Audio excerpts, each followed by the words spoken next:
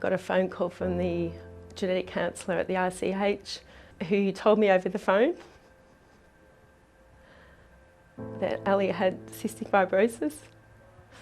I just remember holding her and wondering what her life would be like. So I had my twin boys. Thought everything went well with the pregnancy, and then at 2 days old they had bowel complications, and in the morning and by that evening the first twin was in surgery. Unfortunately, the doctor didn't know anything about CF, and she gave me a handout which was all the worst things that could happen to her. It was saying that she would die very young. When he was born with a bowel condition and rushed up to the Children's Hospital. Indy, we already had Caden, so we knew cystic fibrosis was in the family. And so when I was pregnant with Indy, we opted to have a test called a CVS, and that also confirmed CF. Yeah, the hospital called to say the results from her tests had come in, and I was confused because she hadn't had any tests. And they explained that it was the heel prick test, which I'd completely forgotten about, and that she had cystic fibrosis. I just remember Gabby was asleep at the time, and I went in but I remember going in and picking her up and just wondering what this meant for her and what it meant for Dave and I, and what it meant for our other children. I think with Caden, it was a very big shock. I would say felt isolating. What do we do? What does this mean for our family? I'd say for the first 12 months I was constantly thinking, with lung complications, you know, were they going to stop breathing? It was quite frightening to think that at the time she may not live into her 20s or 30s. I look back and her first tune-up was at about 18 months of age, and I guess that was the beginning of lots and lots of tune-ups. And I think she was telling me this morning that she counts over 30 times she's been under anaesthetic. Every second month we'd be in for a couple of weeks at one stage. It felt like we'd get home for a month and then she'd start getting sick. So sort of month and a half she'd be home and then back into hospital for 2 to 3 weeks and sometimes 4 weeks. And Pseudomonas is a bug that people with cystic fibrosis tend to get, and it can be hard to get rid of. It was picked up on a routine cough swab when she was 6 years old. I remember that was really devastating, and that was our first long stint in hospital. She suffered dreadfully with her digestive system.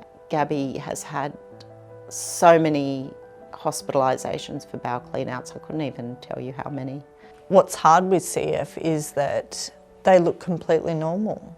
Indy and Caden look normal, like any other kid. It's hard for people to understand what CF is. It's what's going on inside. The constant medications every day, it's not just, when they're feeling sick that day, it's every day, it's every meal, it doesn't go away, it's just there every day. That Ella will be in hospital and she'll come home and people will just be like, oh, she's better, she's all better. But we never get that break. It's something that never goes away, and something that you always worry about when the next infection will come up. I remember one tune-up down here in Geelong that she came out with a CV line in her neck instead of her arms. They said that we just couldn't get a PICC line. They tried and tried and tried, couldn't get a PICC line for the IV antibiotics. I remember in recovery, she woke up trying to pull it out of her neck. So we're very grateful for the gene modulator therapies that have come out, drugs like Trikafta, that have slowed the progression of cystic fibrosis and increased the life expectancy. However, they're not a cure. Trikafta for Ali, at times she feels like it's a cure. but it's not. We've got a hospital appointment next week. Last week she had a chest infection and we were straight onto antibiotics and talking to her team. It is still there. In 2015, I was at work early one morning watching the Today Show when I saw Dr. Nigel Farrow on the Today Show talking about his the research project he was working on for gene therapy, and I just thought to myself, it's time we started to fundraise for this group that are researching in Australia for a cure. So that was the birth of the Geelong Cystic Fibrosis Gala Ball.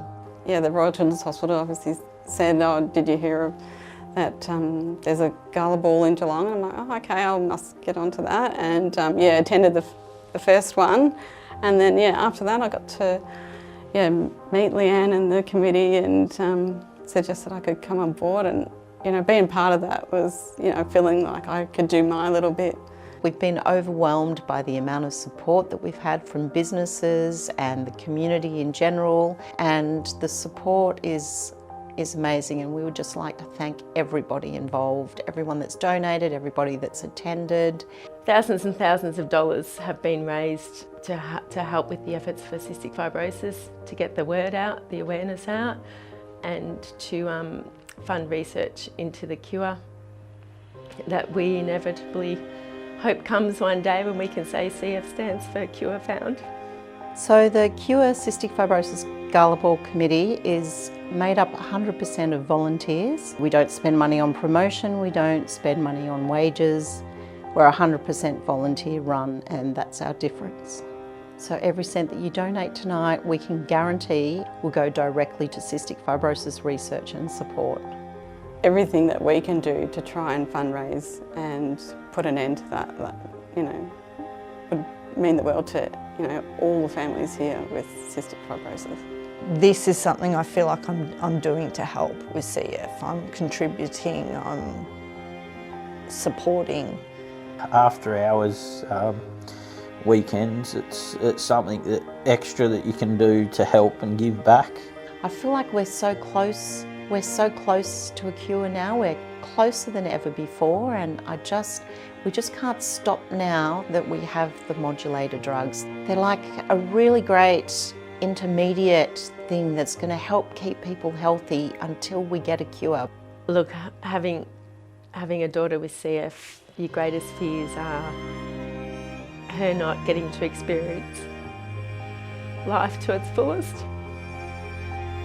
I think for me, the time is the big one. How much time you have. And I worry about, is this going to dramatically change their life when they're older as well?